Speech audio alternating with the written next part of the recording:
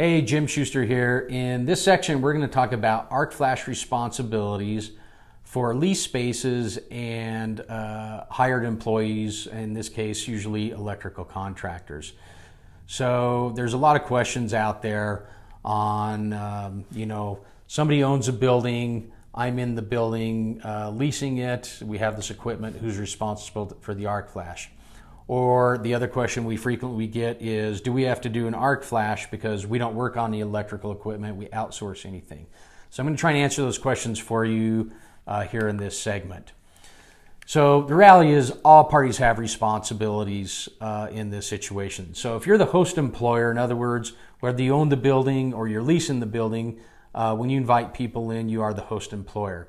And as the host employer, you've got to inform those contract employees of any known electrical hazards, which includes arc flash.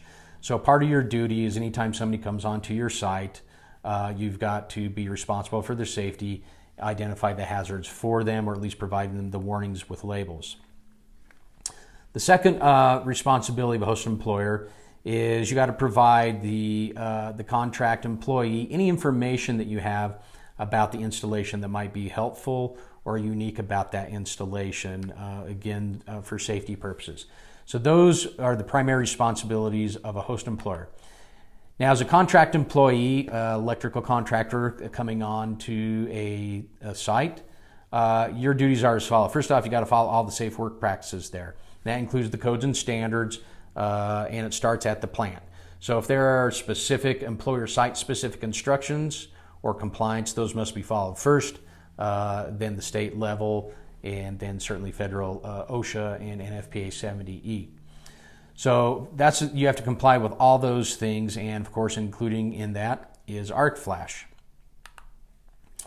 The other thing that contract employee has got to do is they got to inform the host employee of the hazards they might encounter while doing their work. So these would be unique hazards, or hazards that identified that were not originally identified by the host employer.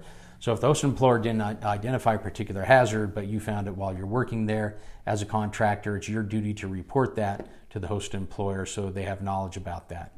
And if you did find any hazards out there or unique situations, you've got to identify the measurements that you took to correct the violations, work around them, or any adjustments that you made.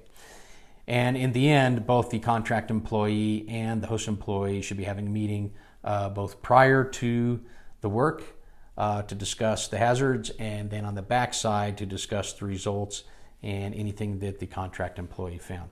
So that's the relationship between a host employer and a contract employee as it relates to arc flash and all of electrical safety. Now, the more difficult question for a lot of people and where they get confused is the lease space. So if I am a company renting a large space, but I don't own the building, or maybe I own the equipment on the floor, but I don't own the envelope of the building, who's responsible for what?